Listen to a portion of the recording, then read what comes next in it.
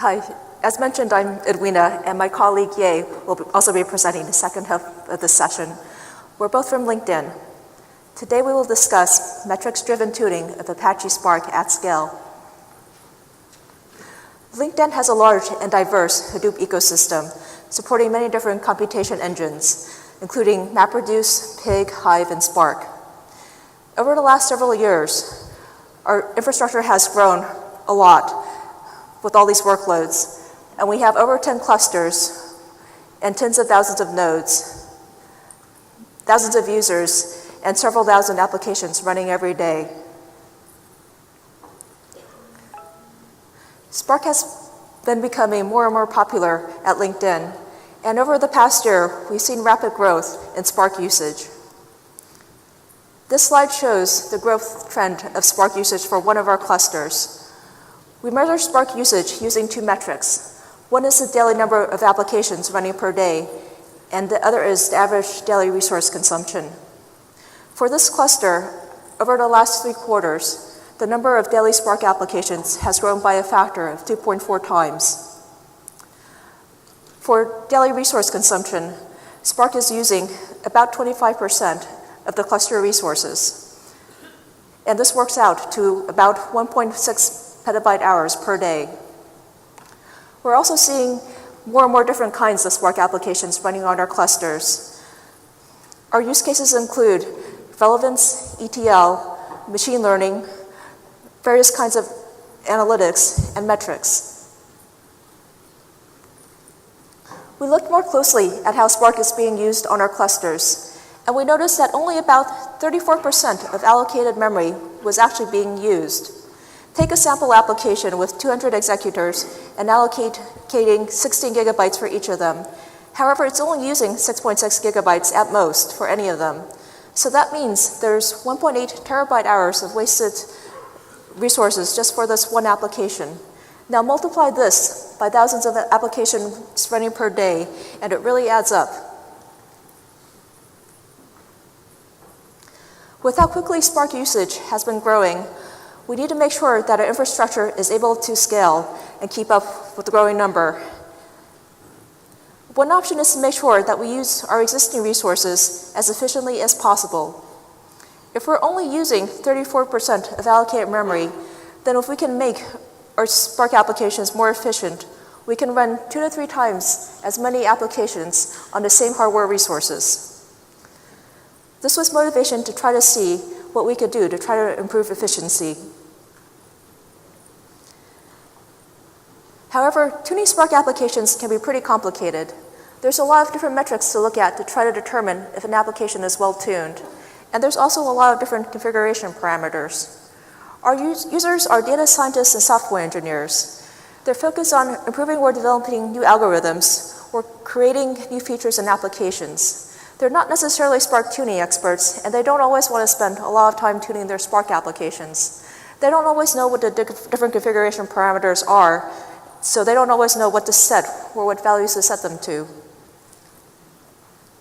They've often come to us as a Spark team for help with tuning their applications. However, this doesn't scale because we're a small team and we have a lot of Spark users, and this number is growing. Our users don't want to have to wait days or even weeks to get some help for us to tune their applications. It's very frustrating for them, and it's just not a good use of their time. So we want to make sure that we can make efficient use of our compute resources and don't waste money on extra hardware that we're not even using. But we also want to make sure that our Spark users are productive and they're able to iterate quickly on their projects. Data scientists and engineers are even more expensive than hardware after all. So it seems like we have two competing goals.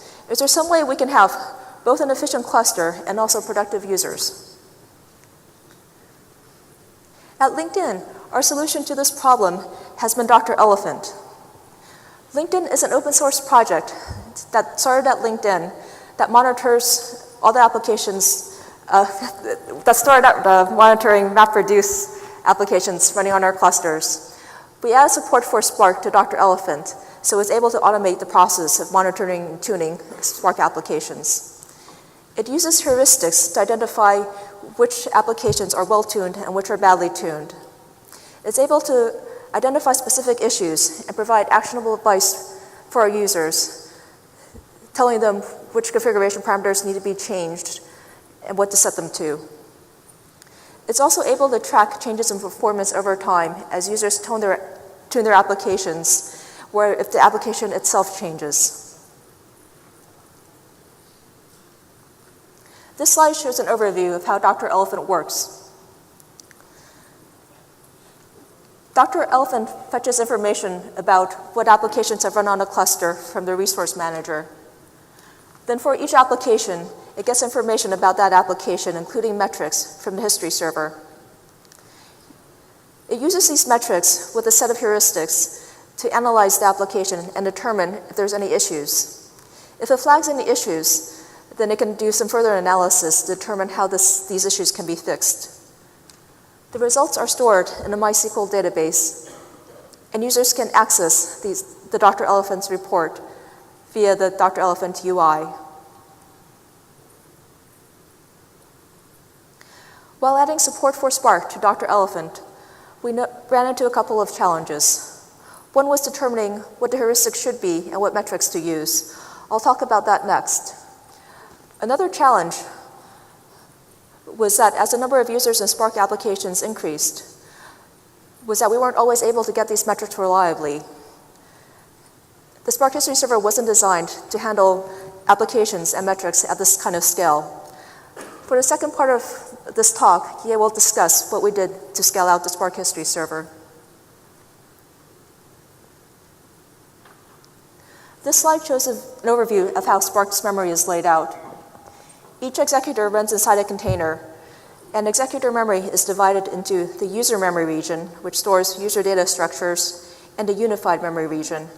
The unified memory region is further subdivided into execution memory and storage memory. Execution memory is used for computing shuffles, joins, sorts, and aggregations. Storage memory is used for caching RDDs and broadcast variables. This is a unified region because execution and storage can borrow from each other if one needs more memory and the other has some to spare. A fourth memory region is the overhead memory region. This is off-heap memory that's part of the container and is also used by Spark.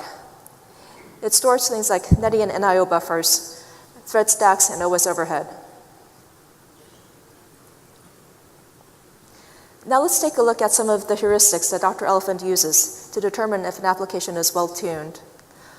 One of the things that DrElephant checks is it tries to see if Spark executor memory is set to a reasonable size. To do this, it'll compare the value against the max peak JVM use memory. So this is the maximum amount of JVM use memory for any executor over the lifetime of the Spark application. If there's a big difference in the values, then we know that executor memory has been set to high and there's wasted memory. We can recommend that users lower Spark executor memory, and we can provide a recommended value based on the peak JVM use memory. It's possible the value could be set even lower, and garbage collection could be done more frequently, but this is a pretty safe value to recommend. And we do a similar check for the driver as well. We also look more closely at the unified memory region. We'll calculate the amount of memory that's been allocated for the unified memory region, and we'll compare this to the amount of peak unified memory that's used for the executors. If there's a big difference, then again, there's some wasted memory, and we can recommend that users lower Spark memory fraction to lower the amount of unified memory. Of course, unified memory also depends on the total executor memory. So if overall there's too much memory allocated and there's wasted memory in both the user region and the unified region, then we'll go with the first heuristic and just recommend that users lower Spark executor memory. Another thing that DrElephant checks for is to see if there's any execution memory being spilled. Spark works best if it's able to keep data in memory, so if it needs to spill execution memory to disk and read it back out, the overhead will slow down the performance of the application. If it notices execution memory spill for any of the stages, then it'll check to see if there's skew in the tasks. So if there's a few tasks that are processing a lot of data and need to spill the disk, but there's a lot of other tasks that are smaller and don't spill, then we can ask the user to try to see if they can partition their data more evenly and avoid having these large tasks that need to spill. We'll also check to see what the number of tasks are for the stage. And this value is small, especially compared to number of executors times number of cores. Then we can ask that users increase the number of partitions by setting Spark SQL shuffle partitions. With more partitions, then there's less data being processed for each task and less chance of spilling. We'll also check the number of cores, which determines the number of tasks the executors can process in parallel. With more tasks being processed in parallel, the executor memory is divided across all these tasks, so there's less memory available for each task. So it's possible that if cores is set really high, they could try lowering that value. We'll also check Spark executor memory, and if this value is pretty low, we can also just recommend increasing that value. We'll also check to see if there's any executors spending too much time in garbage collection. The Spark Web UI already does this checks and will flag any executors with this issue, and DrElephant does this as well. If we see this, then we can recommend that users increase Spark executor memory. We've now taken a look at a few of the heuristics that DrElephant uses. This slide shows an overview of the process. Our users write their Spark applications and run them on a development cluster. DrElephant monitors all the applications running on the cluster, analyzes them, and determines if they're well-tuned or badly tuned. If it sees any issues, it will notify the users about what the issues are and give specific custom tuning recommendations to the users. The users can then implement these changes to their applications quickly and run the application again. DrElephant also serves as a gateway between our development cluster and our production cluster. Only well-tuned applications that pass DrElephant's check can be promoted to production. This ensures that we can keep our production cluster healthy. Now let's take a deeper look into how Spark processes metrics. The driver assigns tasks to the executors. The executors perform the tasks and send the results back to the driver. The executor also sends heartbeats to the driver at regular intervals, by default every 10 seconds. The heartbeats give the health of the executor and also includes task level and executor level metrics. The driver collects these metrics and aggregates them per executor and per stage. This information is available via the web UI and also through the REST API. DrElephant uses the REST API. The driver also selectively logs some of these metrics to the Spark history log so that this information is still available after the application finishes on a Spark history server. While working on memory tuning, we noticed there wasn't actually a lot of visibility into how Spark uses memory or how much memory is used in the different memory regions. So we decided to add some new executor level memory metrics, including JVM used memory, execution, storage, and unified memory. We're currently working on an upstream ticket, and we're hoping to share our work with the community. DrElephant and our users both use the Spark history server to get information and metrics about Spark applications. As the number of users and applications on our clusters have grown, we started running into problems with the Spark history server. It wasn't a reliable and efficient source of Spark application metrics anymore. I'll now pass this talk over to my colleague Ye, who will discuss how we've scaled the Spark history server to be this efficient, reliable source of Spark application information and metrics. Thanks, Edwina.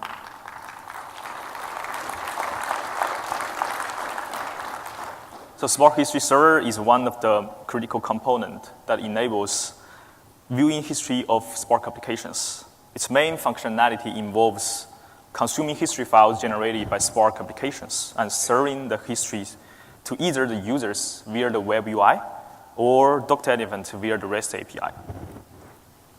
Under the hood, history server consists of many internal components.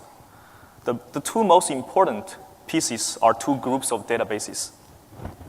The first group, which is named listing database, consists of a single database that stores the metadata information for every Spark application. The other group, which is named application databases, consists of multiple databases, each storing detailed history information for one Spark application. The listing DB serves the web UI that renders the application list. while the applications DB serves the UI that renders the application history details. In the most recent version of Spark, these two databases are converted to persistent storage, the averaging local disk and level DB. They serve as the caching layer between the in-memory data and the history files on HDFS. It performs much better compared with the old version of our in-memory history server. However, in reality, when history server handles requests at our scale, even with the improvements mentioned above, the performance is still unsatisfactory. Users cannot rely on history server to access history UI timely, while DrElephant also faces troubles accessing metrics through history server REST APIs. When we operate history server, we noticed these 4 issues that prevent it becoming a reliable history or metrics provider. Users often find their applications are missing from history server, or even they can find it on history server. It takes a long time to node. And if the history server to be noded happens to be large, it could be also completely stored history server. On the other hand, when DrElephant fetches metrics from history server where it generated a high volume concurrent request, history server cannot properly handle those requests. Let's take a closer look at the first 2 issues. In a typical scenario, after Spark application is submitted and running towards failure, the users will want to check out the root cause of the failure. However, in most of the cases, the applications cannot be found on history server without some amount of the delay. Such delay leads users to believe their application is missing from history server. And even worse than that, after waiting for the missing applications to show up, users could still experience a delay up to half an hour for history server to know the application before they can check out the history details. After we investigate the internal of history server, we realize the listing delay is related to extracting the metadata information from history file and putting them into listing DB.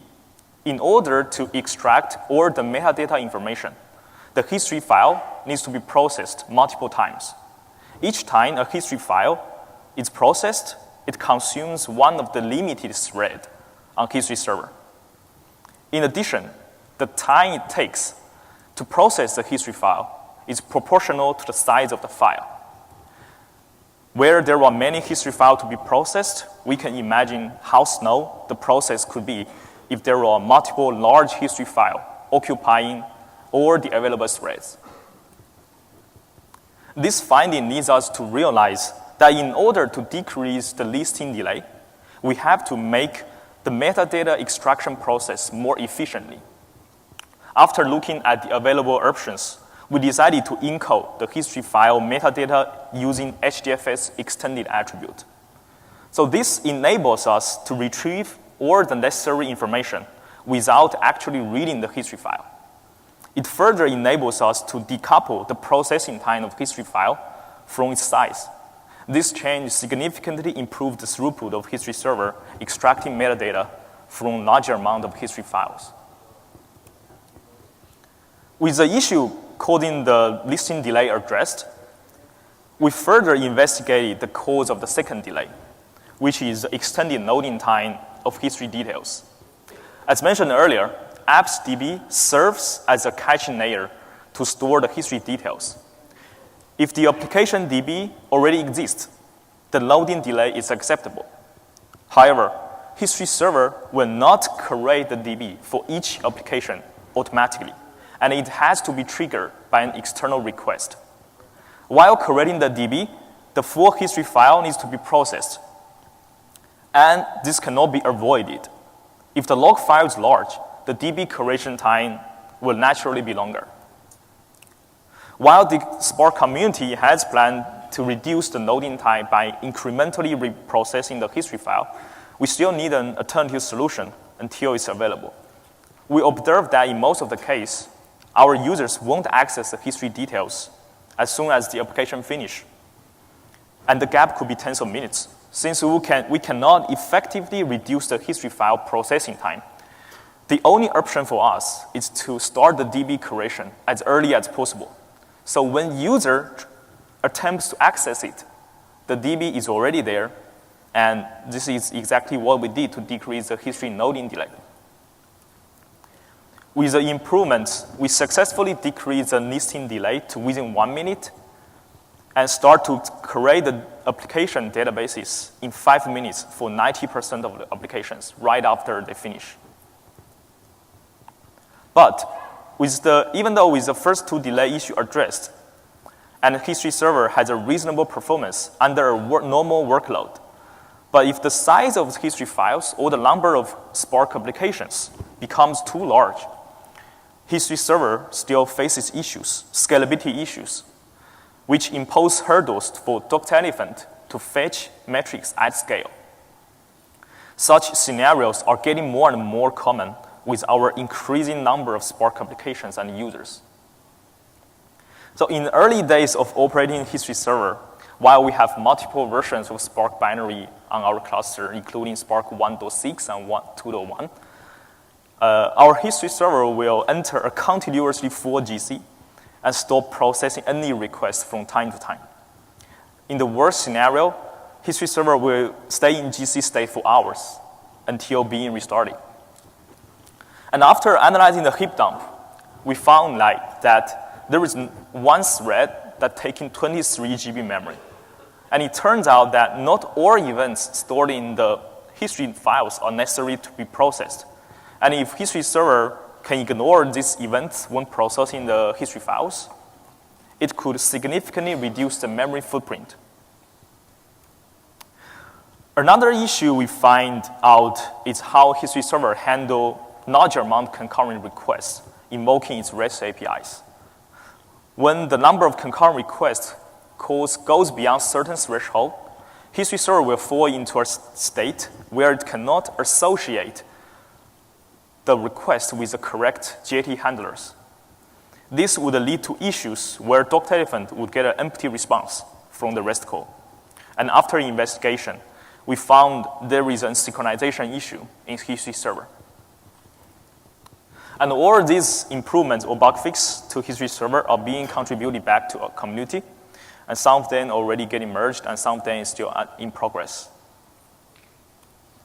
So with all these improvements, users now can find their applications on history server homepage within 1 minute, and the DB creation process will start as soon as possible. And now it can serve as a stable and reliable service and handle high-volume concurrent requests to serve both DrElephant and users. For future work, we are planning to continue our work on tuning. Right now, there is not too much information on off-heap memory consumption, so we would like to gather more information for this and be able to check and make a recommendation to users. We also plan to look into skew in how tasks are assigned to executors, and also skew in amount of data and time tasks for stage. We'd like to do some analysis and then be able to make recommendations for users how to improve their performance. We would also like to investigate the information provided in the DAG to see if this could be used to provide helpful recommendations. And with the increasing amount of Spark applications in our cluster, it's kind of reaching the maximum capability of a single node history server. And we're trying to add the feature for the incremental replay for history logs, and also scale out history server to multiple instances and coordinate together. Yeah, that's pretty much about our talk. Any questions?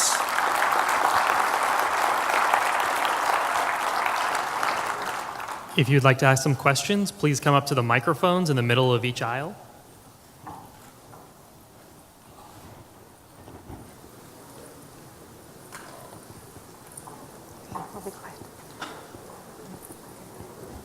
Hey there. Hi. Are your memory metrics only exclusive to Java, or do you have any memory metrics for things like Python processes, anything that uses PySpark? This is exclusive to Java right now, Okay. but it should be possible to use the framework to add other kinds of metrics. It is being sent along at a heartbeat, so we can't add too much overhead, but yeah. And one other question regarding DrElephant's usability. you use it on a large Hadoop cluster with lots of nodes that lives for a long time. Could it also be used on a smaller, short-lived cluster like AWS Elastic MapReduce clusters? Yeah. Yeah, Yeah, it could. can be. Thank As you long very as much. it's able to get the metrics. I mean, you can do Yeah. the analysis on it, it'll store it. Yeah. Awesome. Thank you. One quick question. So just wanted to ask about the memory metrics you guys showed earlier. Like, are they already like in the open source code, or are they still being contributed back? Wait, which was this? Yeah, I think the PR is already Oh. created, and we are updated the PR with Okay. those comments. Yeah. Yeah. Thanks. And actually, I think what's in right now is it's kind of an in-between stage right now, but an earlier version of the PR, I think, was probably something that you could try out, like before the last most recent. Well, we'll get back into the state where it's possible to try out again. So it would definitely be great to see how well it works for other users and if there's any comments and feedback too. Yeah. Sounds good. Thanks. Hi, thank you for the talk. It sounds like what you guys are doing, you're looking back on the application once it's run to collect your metrics, right? Is there a reason you guys chose to do that as opposed to collect metrics from the cluster while the application itself is running? We would like to. Yeah. We So- have plans to add that support. Hello. Thank you for the talk. The metrics that you're collecting for tuning, is it based on the resources that you're looking at, or is it based on the time that the application or the task which has to complete? So I allocate more resource, my task completes faster. And is there a trade-off Sorry to between... interrupt. Yeah, we can all hear clearly. Can you speak a A little bit little louder? closer to Yeah. the microphone, yeah. Okay, can you hear now? Yeah. Yeah. Okay. So the metrics that you are giving on the cheat sheet, is it based off of the resources that parallel Spark tasks are being run, or is it based off of the time taken for the task to complete faster? So you allocate more resource, the task completes faster, but it's been because of the metrics that you are having, it will be filtered and says that you can reduce it based on the other pros and cons that you are measuring. So how is it related to the performance versus the resource allocation of what you're looking at? I think this is basically going to be pretty flexible. A lot of what we've focused on most recently, or just now, has been more on resource consumption, so trying to make sure that it runs efficiently onto clusters. But the thing is, we can try to also make the applications run faster. So if we notice anything that our users aren't doing that they could, like have more tasks by increasing the number of partitions, things like that. Or with the data analysis, we're hoping as well that we can just sort of give users some more information about how to improve performance. We can definitely add it to DrElephant. Yeah, actually, we had another talk this morning, which is auto-tuning. All those like information gathered for Spark is from DrElephant, and they would do the parameter tuning and try to get the best performance and also the best resource consumption with the auto-tuning. Yeah. Yeah. But most that's of the gotten- memory consumption part is like the actual memory usage for your executor. So like if you set to 10 GB, but actually you only need 4 GB, so you waste 6 GB. So we kind of show these statistics to users to make users to make their own choices. Yeah. So does it depend on the, if it is a Parquet file, which is a compressed file, or a LCO file, which is a compressed file? So do you see the size of the file before doing the allocation of the resources, or because when it uncompressed, whatever is 6 GB can blow up to 12 GB or 15 GB, right? I don't think I caught all of that. Okay, so Sorry. we have compressed files that we are processing in Spark. So if it is a 6 GB file, the actual data size is like 12 GB or 13 GB. So do you take that into account, or do you just look at the log files and based off of that? So for the memory consumption part, we actually hook into the Spark binary. We change the Spark binary to gather our own JVM metrics. So we don't do the estimation based on the input data size at all. Okay. It's the actual runtime resource consumption. I see, okay, thank you. All right, let's give him a big hand.